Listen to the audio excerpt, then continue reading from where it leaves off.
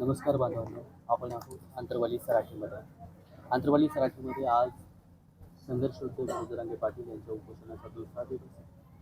संपूर्ण महाराष्ट्राचं लक्ष आंतरवाली सराठीकडे आहे आणि काल सरकार सकारात्मक पावले उचलेल असं सर्व मराठवाड्यातल्या मराठा बांधवांना वाटलं होतं. कारण मराठवाडा मुक्तीसंग्राम दिन आणि या मुक्तीसंग्राम दिनाच्या दिवशी मराठ्यांना आरक्षण देऊन मराठवाड्यातल्या कमीत कमी मराठ्यांना आरक्षण दिलं जाईल अशी संपूर्ण महाराष्ट्रभर चर्चा झाली. तरीसुद्धा सरकारनं कुठलीही म्हणजे या आंदोलनातही लक्ष दिलं नाही. त्यांना मराठवाड्यातल्या मराठ्यांना आरक्षण दिलं नाही. मग जाणून घेऊया आपण मराठवाड्यातले काही किल्लेधारू येथील बालाजीभाऊ चव्हाण आहेत, त्यांच्याशी संवाद साधूया. नेमकं काय वाटतं आणि मराठवाडा मुक्तीसंग्राम दिन आणि आजचं हे आंदोलन सुरू झालेलं नेमकं काय वाटतं तुम्हाला या आंदोलनाच्या विषयी आणि मराठवाडा मुक्तीसंग्राम दिनाच्या दिवशी का दिलं नसेल आरक्षण? आता याच्या पाठीमागं पण त्यांनी 5-6 वेळेस असंच फुलथापा देऊन आज देतो उद्या देतो आज देतो उद्या देतो म्हणून आजपर्यंत आणलं होतं. पण आमचा शिंदे साहेबावर फार विश्वास होता की मराठवाडा मुक्तीसंग्राम दिनाच्या दिवशी तरी किमान आम्हाला कुणबीमधून आरक्षण देतील अशी आमची अपेक्षा होती. पण त्यांनी आमच्या अपेक्षेचा भंग केलेला आहे. तर तुमच्या माध्यमातून मला सरकारला एकच सांगायचं आहे की तुम्ही याच्या अगोदर पण पाहिलेलं आहे आणि यापुढे पण आता तुम्ही घोडण मैदान जवळच आहे, त्यामुळं तुम्ही नाही दिलं तर आम्ही काय करू शकतो आणि इथून पाठीमागे आम्ही काय केलं हे चांगलं तुम्हाला माहिती. त्याच्यामुळं आता थोड्याच दिवसात आम्ही पुढाऱ्यांना गावबंदी करणार आहेत.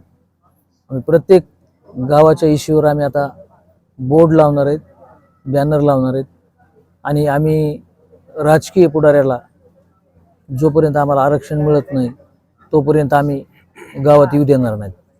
हा निर्णय संघर्ष उद्योग म्हणून जरांगे पाटलांचा आहे का म्हणजे तो मराठा समाजाचा आहे? हा निर्णय मराठा समाजाचा आहे आणि मराठा समाज एवढा वैतागलेला आहे सध्या की देवेंद्र फडणवीस असेल किंवा छगन भुजबळ असेल किंवा शिंदे असतील, त्यांनी रोजची रोज नवीन डाव टाकायला चालू केलं आहे.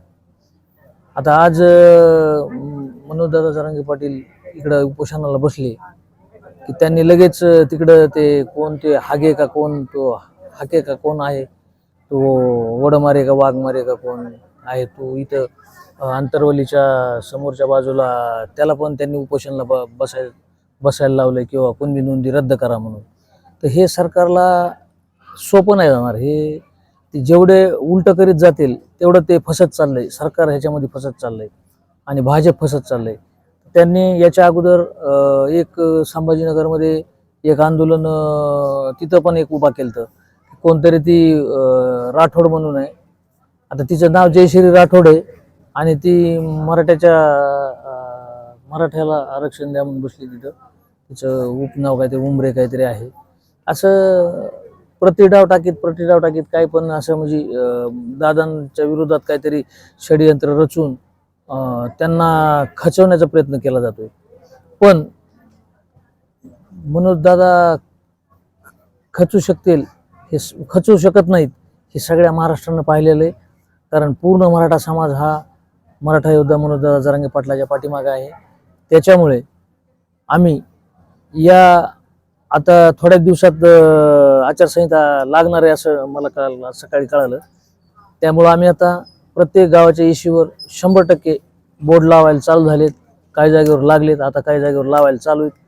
तर आम्ही राजकीय कुठल्याच पक्षाच्या पुढाऱ्याला गावात गावबंदी करणार आहेत आणि त्याला पाऊल टाकू देणार नाही. यापुढे पुन्हा आंदोलन तीव्र होण्याची शक्यता पाहायला मिळते आहे. कारण राजकीय कुठल्याच पुढाऱ्याला गावात येऊ दिलं जाणार नाही, गावामध्ये गावबंदी केली जाणार आहे असाही संकेत सरकारला मराठा समाजाच्या वतीने देण्यात येतो. आणि जर बघितलं तर सरकारच्या माध्यमातून अनेक आंदोलनं उभे केलेले आहेत. बार्शीमध्येही आंदोलन सुरू आहे, त्याच्याकडे कसं पाहता आणि काय वाटतं तुम्हाला? आता बार्शीतलं आंदोलन तर सगळ्यांनी बघितलंय की ते आमदार राजा राऊत जे आहेत ते इथं येत होते पाटलाकडं. मी असायचो पाटलासोबत तिथं. आणि ते इथं गोड गोड बोलायचे आणि मी अपक्ष आमदार आहे म्हणायचे आणि ते पण मराठा समाजातूनच येतात. आणि थोडं पाटलाच्या जवळ थोडं त्यांना स्थान झालं की त्यांनी मी देवेंद्र फडणवीसकडे जातो, भाजपवाल्याकडे जातो, त्यांना बोलतो करतो असं म्हणून थोडं नावलौकिक झालं की तिकडे जाऊन ते मराठ्याच्या विरोधात बोलू लागले. आता ते त्यांनी पण तिथं म्हणजे आंदोलन चालू केलंय की मराठा समाजाला ओबीसीतून आरक्षण देण्यात यावं. मग मराठ्याला ओबीसीतून आरक्षण देण्यात यावं हीच पाटलाची मागणी ना, मग पाटलाच्या विरोधात बोलायची काय गरज आहे? असे नवीन नवीन फड्डे काहीतरी आजमावून काहीतरी पाटलाच्या विरोधात बोलायचं, काहीतरी कुठंतरी चुकीच्या पुढ्या सोडायच्या, काहीतरी चुकीच्या गोष्टी बोलायच्या. तर हे सरकारला, त्या दोन्ही उपमुख्यमंत्र्याला, मुख्यमंत्र्याला हे पेलणार नाही. त्यांनी आता बी आणखीन बी वेळ गेलेला नाही, आणखीन बी 1-1.5 महिना बाकी आहे त्यांच्याजवळ. आणि आता घोडण मैदान जवळच आहे. त्यांना टेलर त्यांनी बघितलंय आता लोकसभेला, आता विधानसभेला पिक्चर बाकी. ते पिक्चर आता रिलीज व्हायला आता 1.5 महिन्यात राहिला. त्याच्यामुळं सरकारनं डोक्यात घेऊन सगळा विचार करून सगळ्या गोष्टी करायला पाहिजेत असं मला तरी वाटतंय. बरं, सरकारनं विचार करून सर्व गोष्टी केल्या पाहिजेत तेही बोलत आहेत, पण सरकारच्या माध्यमातून अनेक त्या ठिकाणी आंदोलनाच्या ठिकाणी भेट देण्यासाठी सुद्धा काही जण जात आहे, सरकारमधलेच आहेत किंवा पक्षाशी निगडीत असतील. त्यापैकी जर बघितलं अण्णासाहेब पाटील यांचे चिरंजीव नरेंद्र पाटीलही त्या ठिकाणी जो म्हणजे काल भेट देण्यासाठी पोहोचणार होते किंवा पोहोचले. या सगळ्या गोष्टी बघितल्यावर काय वाटतं? नरेंद्र पाटलांच्या विषयी तुमच्या मनामध्ये काय आहे, नेमकं काय वाटतं त्यांच्याविषयी? ते नाही, आमच्या मराठा समाजामध्ये ना 10% मराठा समाज असा म्हणजे फक्त तो पैशासाठी, पदासाठी, खुर्चीसाठी आणि त्यांच्या लेकरा बाळासाठी झटतोय.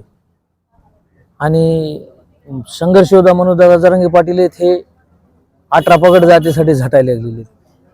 तर त्यांना आज काय, ते स्वतः आमदार खासदार आहेत, उद्या त्यांना त्यांचा मुलगा आमदार खासदार करायचा आहे, उद्या त्यांची सून आमदार खासदार करायची, उद्या त्यांना नगराध्यक्ष करायचे. ह्या सगळ्या गोष्टीसाठी ते कोण्या पण थराला जाऊ शकतात.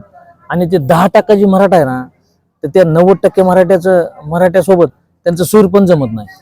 कारण ते आमच्यात पोरगी देत नाहीत, आम्ही त्यांच्यात देत नाहीत. कारण आम्ही सर्वसामान्य मराठा आहेत आणि ते उच्च दर्जाचे मराठा आहेत. त्याच्यामुळे त्यांचं आमचं सोयरपण पण होत नाही. सांगायचं तुम्हाला तात्पर्य याच्यामुळे म्हणायला लागलो मी सोयरपण होत नाही की ते त्यांच्या निगडीत लोकांशी सोयरपण करतात. ते 10%च खेळतात ते सगळे. आम्ही 90% जी लोक आहेत ते सर्वसामान्य लोक आहेत. त्यांना काय पडलं की त्यांना फक्त खुर्ची, पैसा आणि पद प्यार आहे. त्यांना मराठा समाजाच्या गोरगरिबाच्या लेकराविषयी काही देणं घेणं नाही. त्यांना स्वतःचे लेकरं कसे अमेरिकेला, लंडनला, इकडे तिकडे शिकतील आणि त्यांना काय गरज आहे त्यांना आरक्षणाची? अमाप संपत्ती कमवून बसलेले ते, गडगंज झालेले ते. आणि आरक्षणाची गरज कुणाला आहे?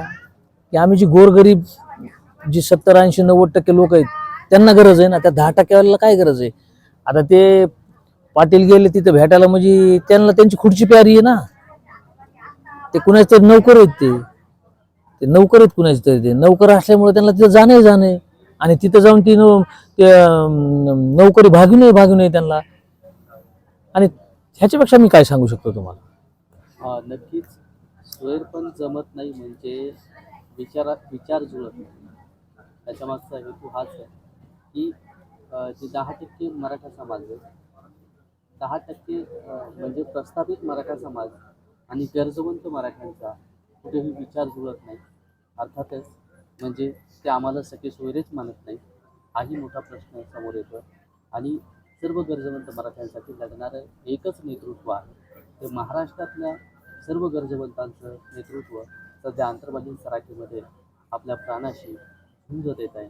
आणि खऱ्या अर्थानं इथल्या गोरगरीब मराठ्यांचं भलं व्हावं, मराठ्यांच्या लेकरांचं भलं व्हावं यासाठी संघर्ष मनोज जरांगे पाटील यांचं अंतर्वालीन सराठीमध्ये उपोषण सुरू आहे. आणि या उपोषणाला भेट देण्यासाठी महाराष्ट्रातला अनेक मराठा समाज येतो. आपण असंच भेटत राहूया. प्रत्येक घडामोडी, प्रत्येक मुवमेंट आपल्यापर्यंत लाईव्ह दाखवण्याचं काम हे करणार आहे आपला मित्र उदय भिसे पाटील. जय जिजाऊ, जय शिवराय, धन्यवाद.